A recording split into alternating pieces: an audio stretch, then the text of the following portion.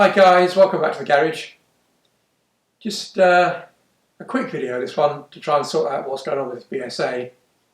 Some of it may be difficult to film, so we'll just see how we get on with it, but I've got to sort out this oil leak. It's absolutely pouring out now, so let's go have a look.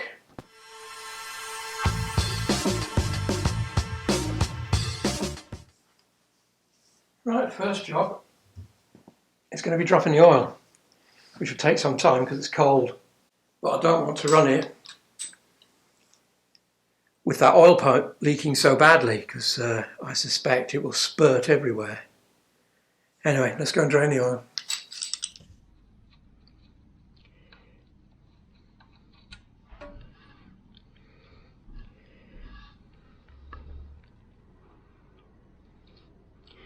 While we're down here, I'm not going to be able to film the removing the pipe as it's tucked away right back in there. You can just see the shine of the Jubilee clip.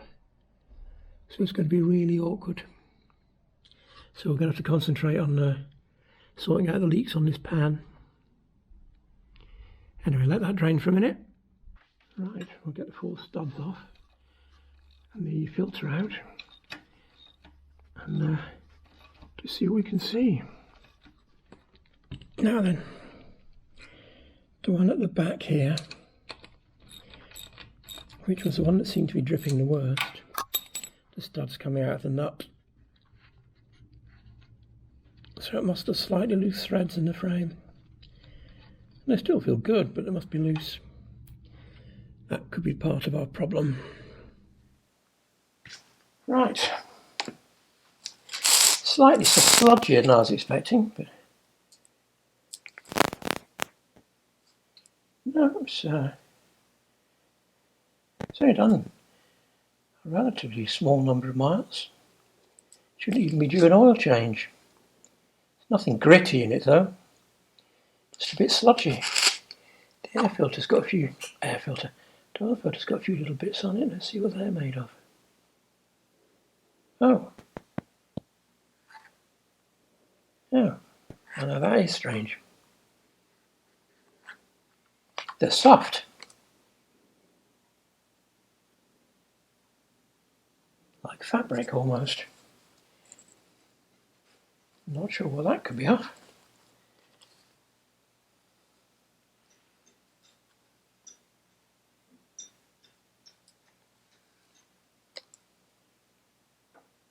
No, there's nothing metallic in there, just sludge. I'm assuming then those little bits must be off the remnants of some gasket glue or something.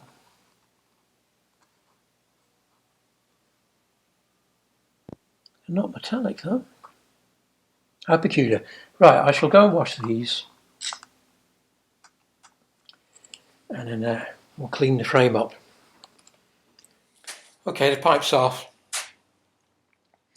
It is completely soaked right through, everywhere. So, whilst it's under there, I also noticed the paper gaskets that are used on the engine cases are also showing signs of starting to weep. And as we know, there are paper gaskets on the sump bung as well, slightly thicker perhaps, but paper nonetheless. But anyway, back to the pipe. I suspect, let's cut it into a slightly more manageable size. I suspect the black sludge we were seeing on the filter pan is because of this.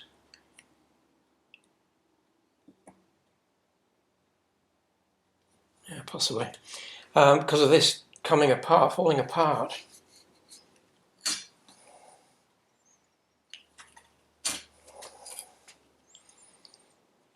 It's not what I was expecting to see, to be honest. Right, well, there's no visible signs of it cracking, which is what I was expecting to find. But as I say, the whole pipe is completely soaked, all of it, the entire length, which is peculiar. Right, well, I may never know then. But either way, it's going to get a new length of pipe, obviously. I cleaned up the filter and the plate and the bottom plate and the frame, of course. And I do think the stuff that was on the filter was off the rubber pipe, although I'm not sure what else it could be, to be honest. Maybe a bit of gasket material, I don't know, either way. And the sludge now, I'm pretty certain, must have come from the pipe deteriorating. And it's a general deterioration, it seems to be porous rather than cracking. But anyway, either way, it's irrelevant. It's got to be changed. So I've got a new piece of pipe, solid this time, not cotton braided. I've got some good old-fashioned flexoid gaskets, which are cellulose based. And then, although I got the nuts off the two studs that came out, I could get a whole new set for, I think that was £8 delivered. So I just bought a new set. So I will stick two of them in a minute. I'll just use the original other two because they're fine, keep two as spares. And then for sealing, I think this time I'm going to use silicone type gasket around there, stick the gasket on, same on the frame underneath. And then I think between this and the two gaskets, I will use the American gasket cinch, which should go well with cellulose based gaskets. And we'll just see how that goes, see if that'll stem the flow. I suspect I'm going to be doing a lot more work on gasketry in this bike. But anyway, that's where we're up to, so that's what we're going to do. I usually like French sealant. I'll clean that up before it goes on. French sealant, whose name I've forgotten already because I'm old. Oh dear, it'll come back to me in a minute. And I can't get it at the minute. For some reason no one seems to have it anymore. So I've got this stuff, which is Manol. Seems okay, used it on another job the other day. Seems okay. Just a very thin smear, which I will spread out because I don't want it anywhere near the inside of the engine, obviously. Right, hopefully that will be sufficient.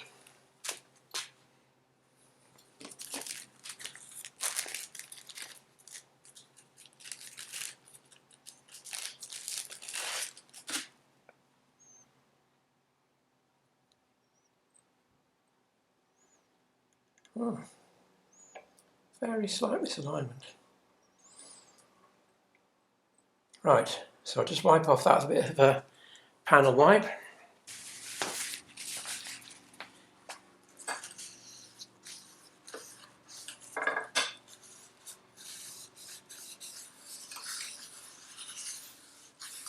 Right, so there's no gasket goo where the filter plate will fit. So that can sit and go off for a minute. I'll go and do the same on the frame. I won't show you that because as we saw from earlier in the video, it's very hard to get the camera under there.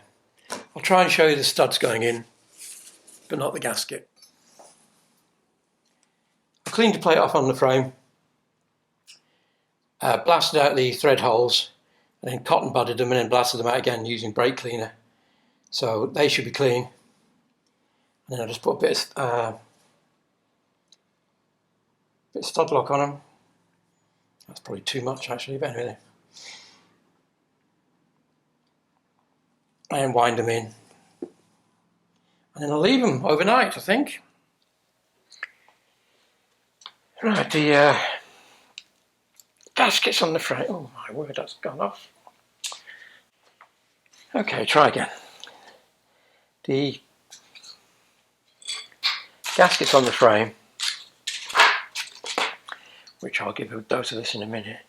I just hope this stuff's designed to work with these old gaskets, and it also is soluble in oil, So any excess like that, which I will remove the worst of,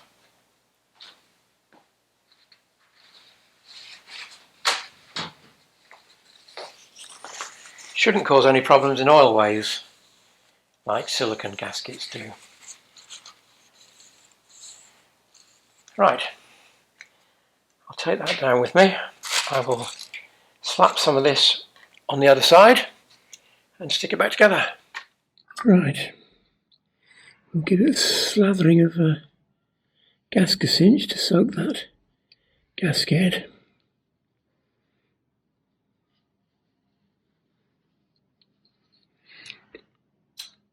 And hopefully that will do it. Only time will tell. So we now filter back in.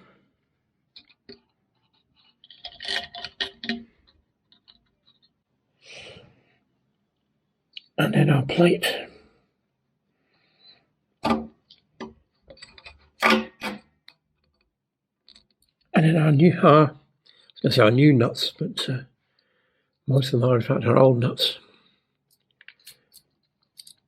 So I will just tighten all that up, and that's it, hopefully. Right, I can't do this and film, so I'll bring it back in a minute.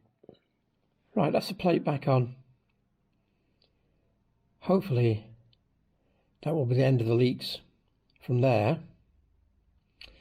And just forward here, I don't know if you won't be able to see it, is the new pipe I attempted to fit for the oil delivery. Unfortunately, it's too rigid, and so I'm waiting for a replacement. Right, the new hose has come. It wasn't expensive. It even came with a couple of new clips. It's also seems to be more rubberized than the one that came off, which had a much harder sort of PVC-like liner. This definitely feels more rubbery. Anyway, I'll cut it to length, fit it, which I can't show you because, as you've seen, it's very hard to get under the bike and it's impossible to see this pipe. And then that's it, because I can't run it until I get my new tank. Well, I could if I had some sort of remote fuel system, but I haven't. So hopefully that's ended the leaks from down there. I will let you know once it's back together and running again whether that has worked, but hopefully it will, and then we can address some of the other issues.